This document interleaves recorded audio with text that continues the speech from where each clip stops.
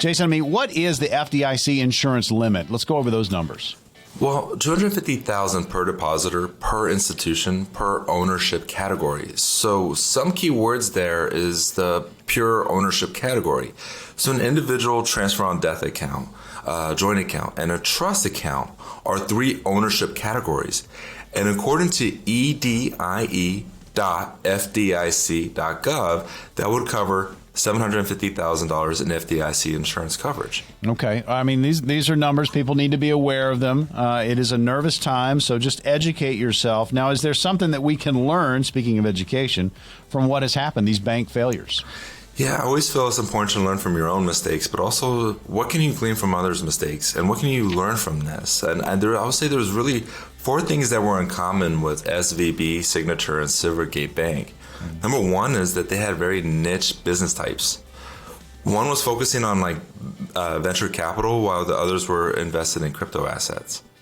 Number two, hyper growth in a short period of time. They were growing significantly in a very fast period.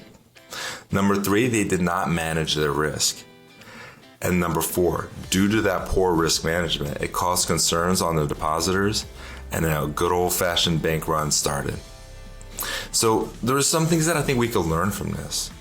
The number one thing I think we could learn is diversify. Don't put all your eggs in one basket. That's what these banks were doing.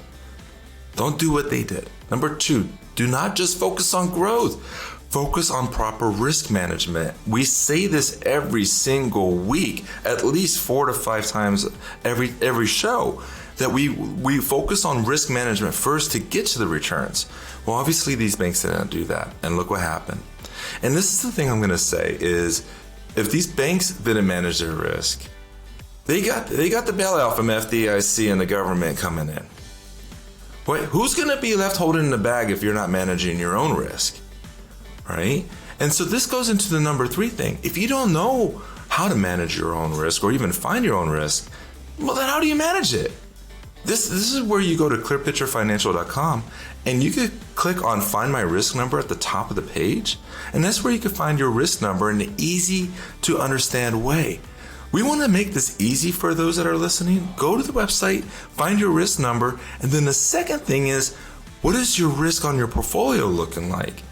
And I'm going to tell you, Morgan, I'm having a lot of these conversations, and they're saying, hey, my risk right now on a scale between 1 to 99 is coming in at a 45, and their portfolio is at a 75. Wow. Big right? difference. Difference. Massive. So their money isn't matching where their mouth is. So there's that part. But the other part of it is, as professionals, I have to take into account what's called risk capacity. Risk capacity is not based off of a survey of your risk number. No, this is based off of your financial plan. How much risk should you be taking within your investments so that you could reach your goals? So this is why people are then calling in to then schedule those conversations. Tell you, folks, opportunity to get on the counter with Jason Noble and his team at Prime Capital Investment Advisors. We have a limited number of spots, 10 for the show, and these are no cost, no obligation, and simply no pressure.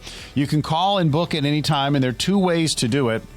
Call this number, 843-743-2926, or you can text NOBLE, that's N-O-B-L-E, to 600-700. Again, NOBLE, N-O-B-L-E, to 600-700. Again, just 10 positions. They are open now, and you can book at any time. If you would like to watch the full video and learn more about retirement planning and strategies, just click on the screen.